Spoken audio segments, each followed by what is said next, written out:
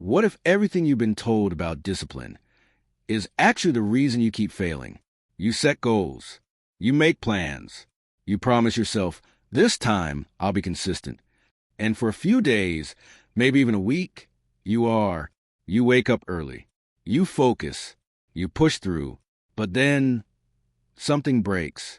You miss one day, then another, and suddenly you're back where you started, feeling like the problem is you. But here's the uncomfortable truth. It's not you. It's the way you've been taught to think about discipline. On this channel, we talk about the things people don't usually say out loud, the quiet struggles, the hidden patterns, the psychology behind why we do what we do. And today, we're unpacking a belief that sounds strong, but quietly destroys progress. I just need more discipline. Discipline is often framed as force, as control, as the ability to override your feelings and just do the thing anyway, and it works for a while. But here's the problem. Discipline relies on constant resistance. You're tired? Push through. You're unmotivated? Ignore it. You don't feel like it? Doesn't matter. At first, that feels powerful. But over time, it becomes exhausting because you're not working with your mind. You're fighting against it.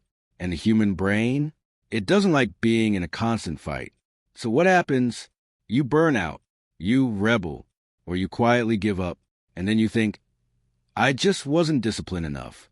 But that's not failure. That's friction. Here's something most people don't realize. Discipline assumes that your behavior is the problem.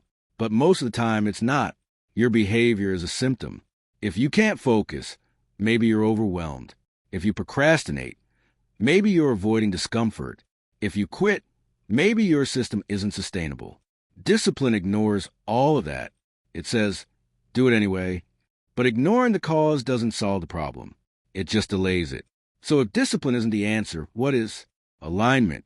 Instead of forcing yourself to act a certain way, you design your environment, habits, and expectations so that the behavior becomes easier, almost automatic. Let me show you what that looks like. Instead of saying, I need discipline to work out every day, you ask, how do I make working out the easiest option? Maybe that means shorter workouts. Maybe it means doing them at home. Maybe it means removing the expectation of perfection. Because here's the shift. You don't rise to your discipline. You fall to your system. There's another layer most people miss. We think discipline is about what we do, but it's actually about who we think we are. If you see yourself as someone inconsistent, you'll constantly rely on discipline to fix that.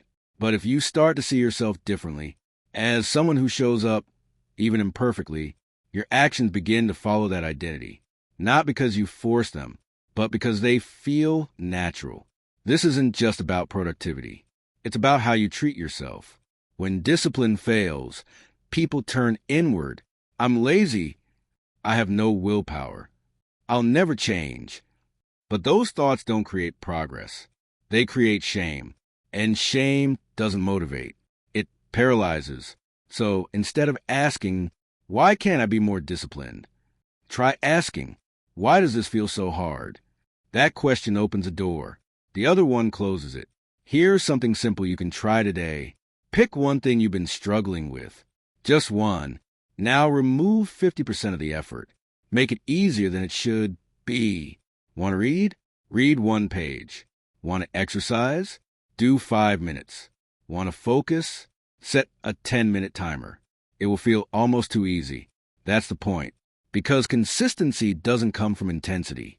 It comes from repeatability. So maybe the goal was never to become more disciplined. Maybe the goal was to stop needing discipline in the first place.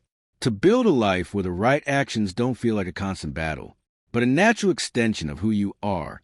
And if that idea feels strange or even uncomfortable, that's worth paying attention to. Because sometimes the beliefs we trust the most are the ones holding us back the hardest. If this resonated with you, you're not alone. Most people are stuck in this cycle. They just don't talk about it. And that's exactly what we do here. Unspoken struggles, named, understood, and slowly untangled. If you want more videos like this, quiet conversations about the things we all feel but rarely understand, you can stay here a little longer. Subscribe, if you feel like this is a space you might need. And if there's something you've been struggling with lately, you can leave it in the comments. I read more of them than you think. I'll see you in the next one.